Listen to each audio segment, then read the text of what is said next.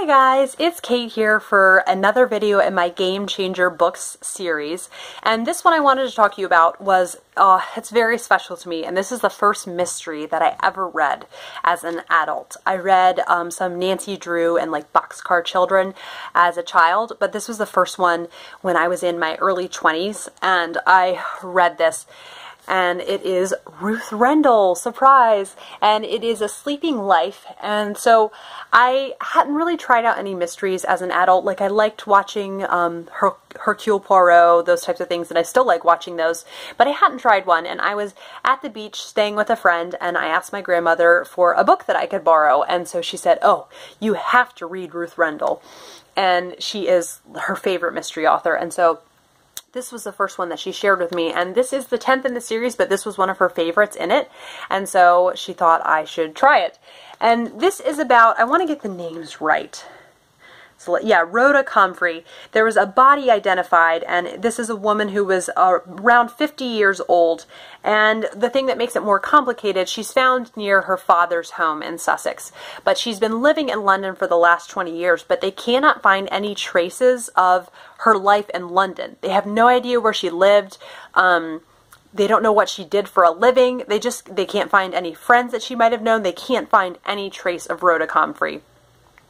The only thing they can find is a wallet that was bought by a famous historical fiction author that lives in London, and he has disappeared from the country, so they think maybe he is on the run. And so what really stood out to me about this book, what made it so special, was the fact of the unfolding of the mystery plot. You know, I had never read a mystery before, and I didn't know a story could be told in this way, with the details kind of slowly revealed throughout the story, and slowly revealed to kind of show the skill of Ruth Rendell and what she thinks, and that things are not always as they seem, and that people don't always tell the truth. This is a very brief mystery. It's only 180 pages, but in this mystery, Ruth Rendell is able, in that 180 pages, you know, she's able to make you see a victim and, you know, show that they are a victim and make you really care about them and say, like, somebody took their life. It wasn't their choice. This is wrong. Justice needs to be brought to someone. And she makes you really come to care for this victim and also the family of the victim and see how they are affected by this, and makes you want to see justice. And in this, by the end, you realize the motivations of the killer, and also you kind of get into the psyche of the killer as to why they would do this, and whether it depends on the mystery that you read. Sometimes it's in the heat of the moment, sometimes it's plotted, you know, months beforehand. But either way, she makes you see why the killer would have done it. Not that you side with the killer, but just to kind of understand the reasonings of them and why they would do that.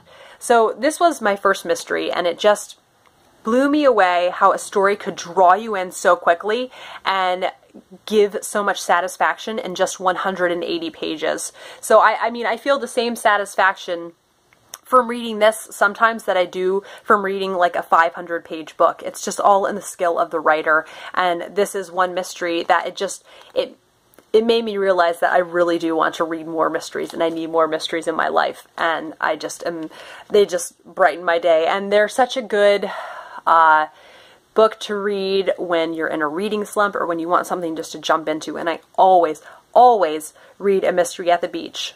One year I didn't, and it just killed my reading. So I am not digressing from that formula anymore. So anyhow, I hope you guys enjoyed this. It's just a few thoughts, kind of shorter thoughts on this one, but nonetheless one that really did change things for me and made me want to check out the mystery genre more. I hope you guys are enjoying this Game Changer Books series, and I plan on continuing with it. I have a whole list of books I'd like to tell you about, so slowly but surely I hope to get through all of those. I will see you guys for another video soon.